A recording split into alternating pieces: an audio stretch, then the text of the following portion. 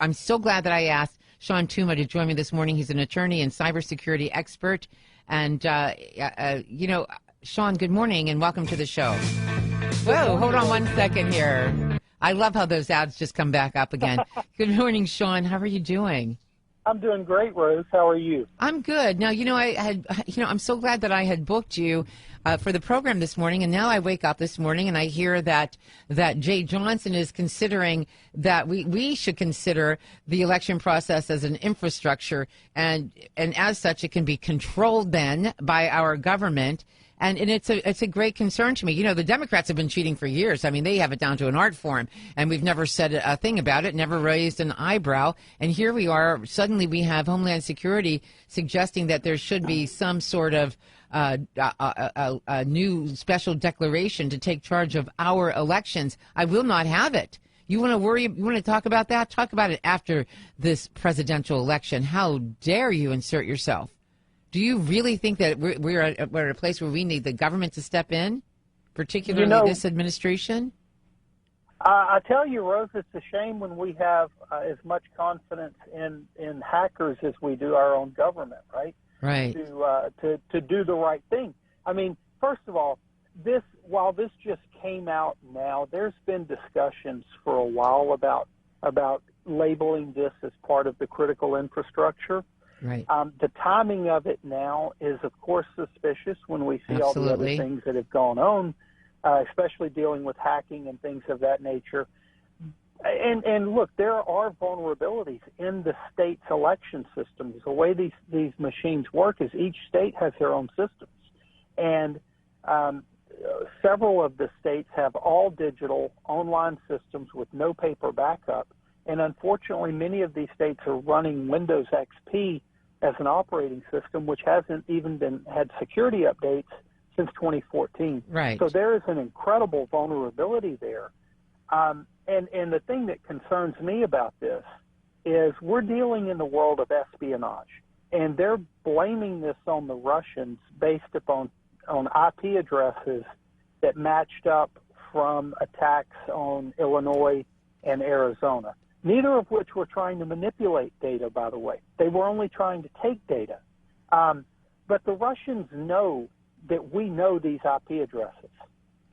And it's very easy to spoof an IP address and make it appear as though someone in, let's say, Maryland is in Russia attacking these election systems. And the Russians know that. Other governments know that.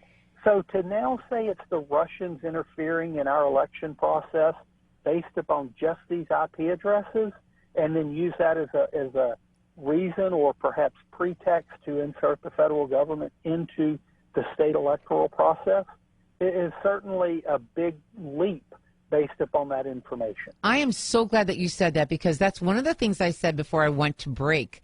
And that is that, look, we're as soon as you say Russia to the American people, they're, oh my God, the Russians, and I don't even know if I believe it anymore. I'm not sure they are Russian hackers. And besides, we don't really have concrete proof that it's been Russian hackers, do we? No, I mean, all we have are these IP address telltale. Like you said, right. Signs. Yeah, and I mean, I don't know. I recently watched a movie, where one of the Bourne movies, where they took his fingerprints that they had on file and put somewhere on to make it appear as though he left his fingerprints on the scene of a crime. We know a true professional knows how to not leave their fingerprints. It's no different in the hacking world. Good state-level espionage-based hackers of this nature usually don't leave these kind of traces, and to find that obvious of traces is concerning. Yeah, it really is. And I'll tell you something. I just don't know. I don't know if he intends to. And then here's the scary part, is when Jay Johnson said that we should consider whether our election system and this process is a critical infrastructure. I thought that was deliberate wording. And then he compared it to the financial sector or the power grid. And as such, then that means that the government can control that then if we consider it an infrastructure. You're right. Under the Patriot Act, the Department of Homeland Security has jurisdiction to control what we call critical infrastructure, which is your nuclear power plants, your electric grid, your water supply, the financial systems, as well as transportation. So when you go to the airport and you see Homeland Security officials there as TSA, it's under that jurisdiction. And so what this really is doing is setting up a framework to bring the electoral process in. I mean, I'd hate to say this, but to make it like perhaps going to the airport, where you've got an agent there verifying or what have you. And one of the concerns about this whole hacking issue is not, the obvious concern is that someone's going to break into the machines, manipulate the data, change the outcome of the elections.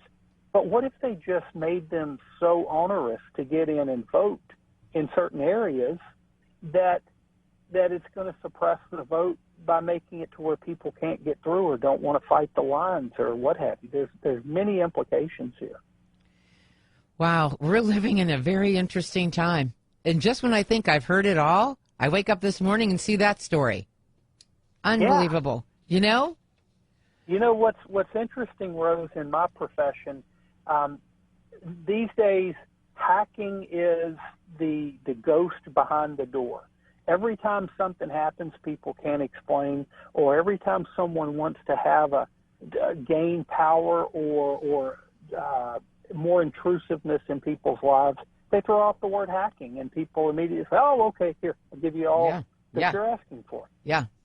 Well, this is very concerning, and I'm glad you pointed out that under the Patriot Act that Homeland Security can control critical infrastructures, and a lot of things fall under that category.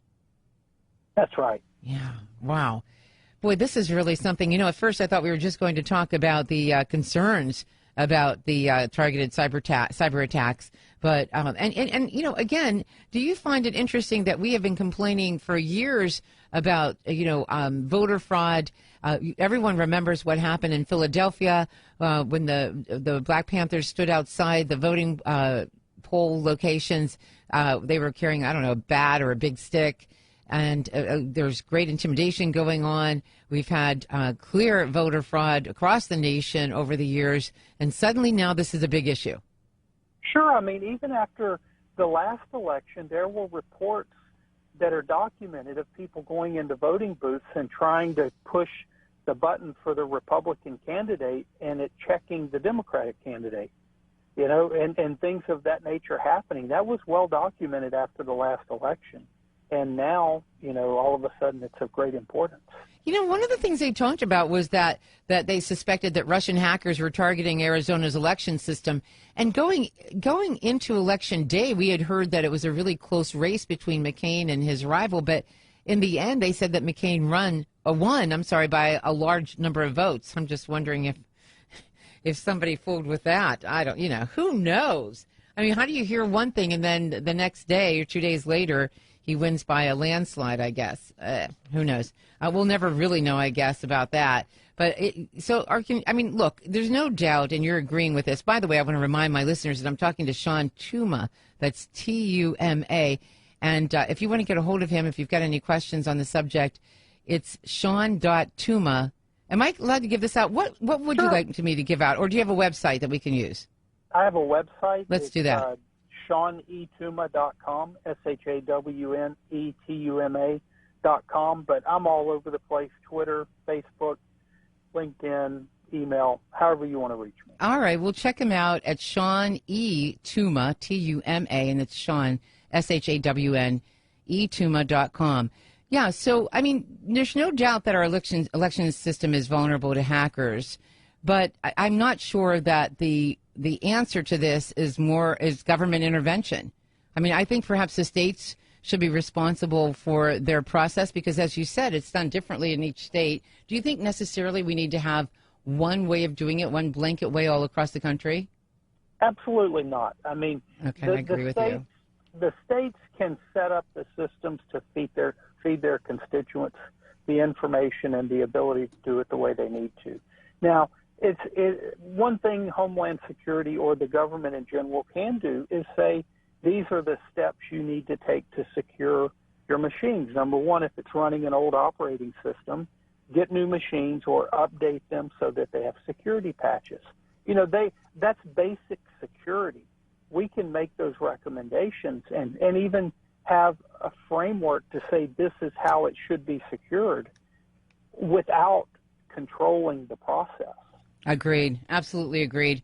Hey, thank you. Very timely that you would be on with us this morning. Thank you so much for joining us. Shawn, SHAWNE, Tuma, TUMA.com. If you've got any questions related to cybersecurity, thank you again, Shawn, for taking the time to join us. I appreciate you. It is my pleasure, Rose. Thank you All right, very much. Take care now. We'll be talking, I'm sure, in the future again. Hey, listen, I mean, this is just, it really concerns me. I couldn't believe I woke up to that news this morning. I want to remind everyone that this hour of Rose Unplugged is brought to you by